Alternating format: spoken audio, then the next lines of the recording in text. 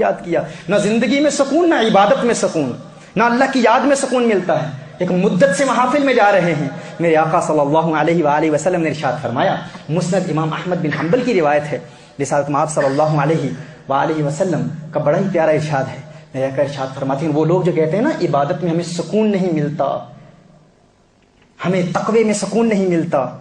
ہمیں پرہیزگاری میں سکون نہیں ملتا، یہ عبادت میں بوریت محسوس ہوتی ہے، ہمیں موویز دیکھنے میں سکون ملتا ہے، ہمیں فلمز دیکھنے میں سکون ملتا ہے، جو سکون سنیما میں ملتا ہے وہ ہمیں نماز میں کیوں نہیں ملتا،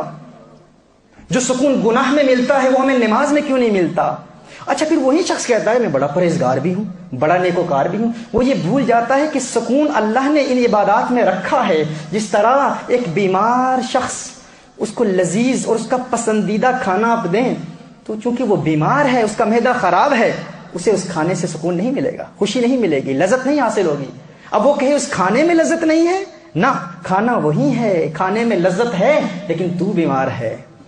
اسی طرح نماز میں سکون ہے، عبادت میں سکون ہے، لیکن ہمارا دل بیمار ہے، اس لیے ہمیں سکون نہیں ملتا۔ تو اگر اس افضل الذکر کے مراتب پر فائز ہونا چاہتے ہیں، اگر چاہتے ہیں کہ حقیقی ذکر مل جائے، تو سب سے پہلے دل کو پاک کرنا ہوگا۔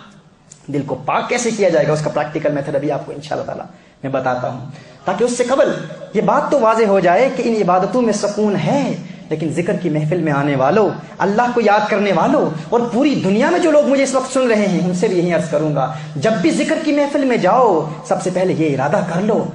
کہ میں گناہوں سے پاک ہونے کی نیت سے جا رہا ہوں۔ یہ نہیں کہ پورا دن ذکر کرتے رہے اور رات کو گناہ کر لیا۔ ذکر کی لذت سے انسان پھر حقیقتاً محظوظ نہیں ہو پاتا۔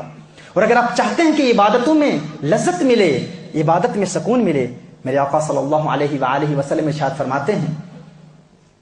حضرت عبداللہ ابن عمر رضی اللہ تعالیٰ عنہ راوی ہیں اس حدیث کے، مسند امام احمد بن حنبل کی یہ حدیث ہے، رسالت مآب صلی اللہ علیہ وسلم ارشاد فرماتے ہیں کہ جب ایک انسان کسی حسین چہرے کو دیکھتا ہے اور غیر ارادی طور پر انسان کی نگاہ کسی کے حسن کو دیکھتی ہے،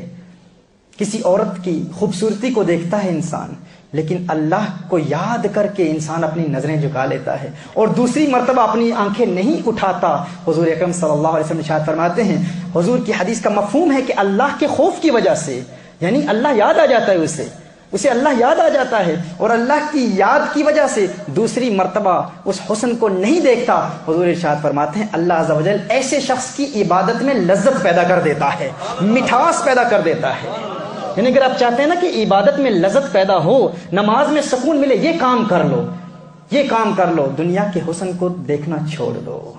اجتناب کرو، نگاہوں کو جھکا لو، تمہیں نماز میں سکون ملے گا۔